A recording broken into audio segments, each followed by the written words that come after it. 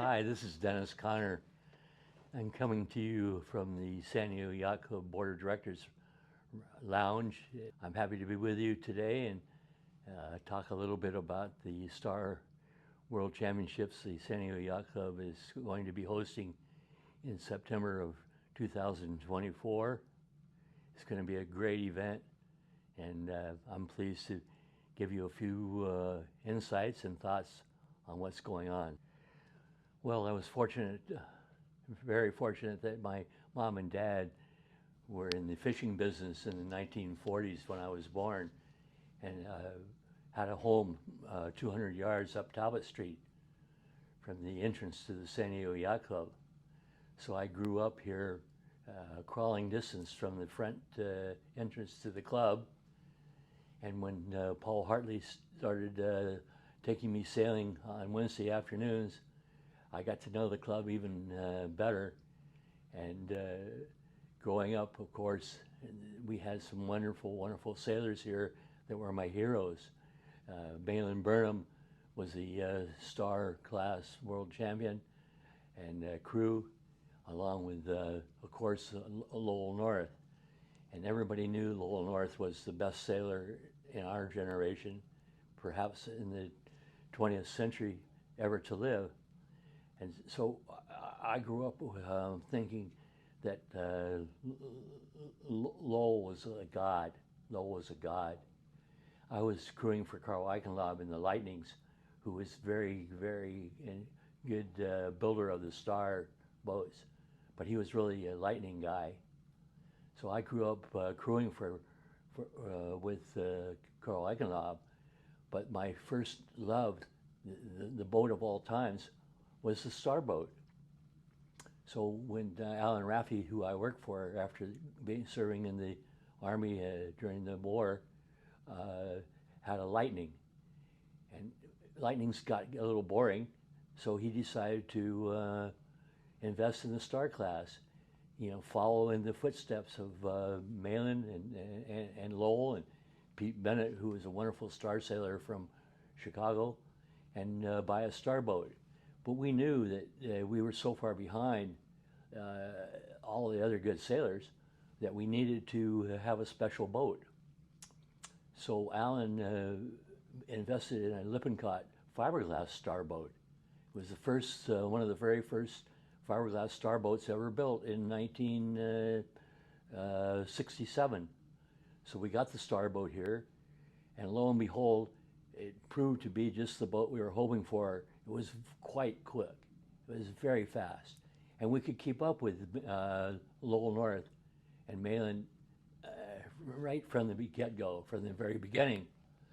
In the 1968 Olympic trials, we were winning the trials in that Starboat, beating Lowell and Malin, and we hit the weather mark.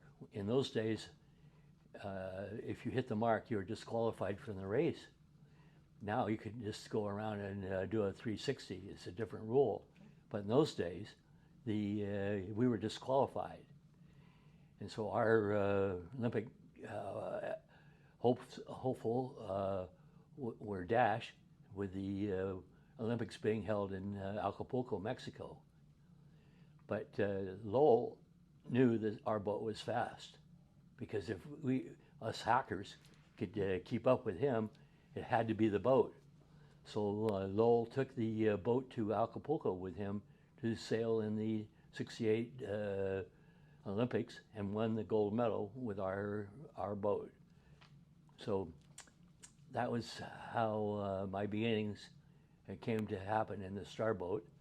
And lo and behold, I did take that boat to Seattle 2 years later, and my very first attempt, I won my first Star Worlds in Shosho Bay against the likes of Bill Buchan and my hero Lowell North and Paul Elstrom and Stig Winterstrom and a lot of really good folks. So it turned out that Starboat 5291 was the really creation of my Starboat history.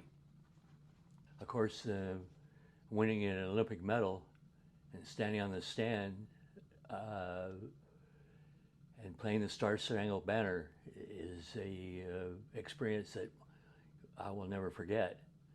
But my biggest accomplishment, and the one that stands out the most to me, and is perhaps the biggest event I ever won, was held in Kiel, Germany in 1968, when Ron Anderson from Sausalito and I won every race in the Starboat World Championships with 89 boats, a feat that I dare say will never be accomplished again. So when people talk about my greatest victories, it's not, winning 4 America's Cups is one thing, and you get to go to a press conference and you get a few awards and you go on the cover of Time magazine. But the real thing that stands out for me in my heart, that I know when my greatest victory ever was in a starboat in Kiel, Germany, winning every race and another world championships. I don't think the boats really changed much. They fine-tuned the keel a little bit and the rudder, but the boats are basically the same boats. But still, the best sailors in the world are racing starboats. They're not necessarily from the United States. We have a few standouts, but a lot of our Star World champions from San Diego Bay have retired. Mark Riddles is perhaps the greatest star sailor we've had in recent history, winning 2 Star Worlds and Olympic medals. George Zabel is still making sails, so George Zabel's still amongst the best. And of course, Eric Doyle from sells sails and star sails, and is still very, very competitive as one of our best world champions and members of the San Diego Bay Starfleet. He's probably the best we have at this point, and he's capable of winning the Worlds here in San Diego in September. He'll be a force to be reckoned with. Eric Doyle is a world champion, and he could be adding to his collection of medals here in a few months. So don't count Eric Doyle out against the best sailors in the world. A lot of things have changed since I was sailing, so I'm sure there's new nuances involved. But generally, the star crew knows he has to get the backstays up, get in his hiking straps, and hike out as soon as he can to maximize the stability of the boat and to make it accelerate after every tack. But you don't need to ask the crew to do that. It's like driving a car or brushing your teeth in the morning. They know exactly what needs to be done. And some of the more difficult maneuvers are when it's windy, jibing the whisker pole and pulling the runners up so the mast doesn't fall over the bow of the boat are important. But by then it's rote. You've practiced it so many times, and the people that really know what they're doing, they let that mast forward downwind, they use the boom bang, let the sail twist off, they rock and roll the boat as much as they can legally under the rules, and they have really sped up downwind. So the crew now is more involved downwind than ever, because he stands up by the mast and holds onto the mast and legally rocks the boat back and forth to increase the speed of the wind over the sails. So the star crew now not only has to be a great athlete and weigh, in the 230 to 250 range, and hike like hell, but he has to be very agile downwind.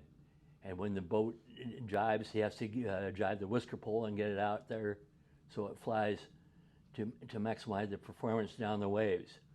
But rocking and ooching down a wave can get a boat on a plane and make up not tens of boat lengths, but several boat lengths on every wave. So that's the role of the crew. The skipper's more involved in fine-tuning the lower backstay and making the mast bend the right amount to flatten or make the sail fuller, and if necessary, move the traveler. But most of the time now, the boats don't have travelers. They just trim the boom to the center line of the boat with a block on the back. So a lot of changes, but not in the inherent overall look of the boat. It's still a star is a star. It's one of the loveliest boats ever built. You know, after 100 years of fine tuning, it's the greatest boat ever. And I certainly encourage all of our San Diego Yacht Club members to try to go out and spectate and be part of our Star Gala dinner and celebration at the Sheraton at the end of August. So God bless you. Thanks for listening to me, and have a great, great Star World Championships. All the best.